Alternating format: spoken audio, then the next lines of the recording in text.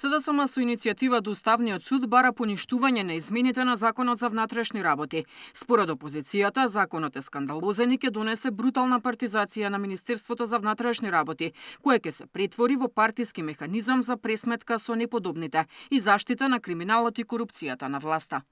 Професионалци со 30 години искуство, кои со децении граделе кариера, преку ноќ се уназадени од раководни позиции до најниски извршители.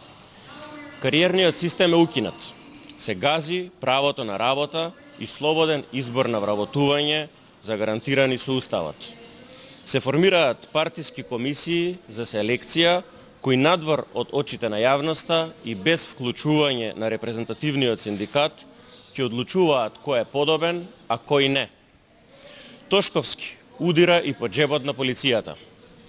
Работното искуство веќе не е дел од основната плата, со што директно се намалува вредноста на сите додатоци, како прекувремена и ноќна работа.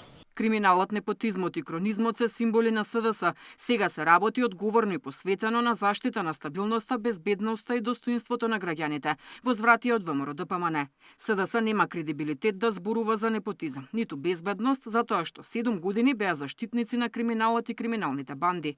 Улиците низ Скопје во времето на СДС Дуј и Оливер Спасовски беа како дивиот запад. Убиства и мафијашки престрелки имаше на сред ден. Во време на Спасовски бевме први во Европа по бегство од затвори.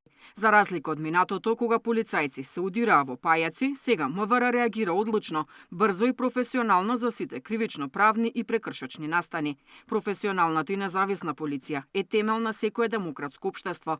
Заложбата на владата предводена од ВМРО-ДПМН е градење на силни и независни институции кои работат исклучиво во интерес на граѓаните со целосна транспарентност и одговорност, стои во реакцијата на владеачката партија. Законот за внатрешни работи по скратена постапка беше менуван и кон средината на минатата и на почетокот на оваа година. СДСМ и тогаш реагираше дека со измените Тошковски добива неограничена моќ и бараа претседателката Силјановска-Давкова да не ги подпишува указите. Бранејќи ги законските измени пак, министерот Тошковски пред пратениците тврдеше дека со измените се прави темелна реформа на полицијата, без можност за политички влијанија.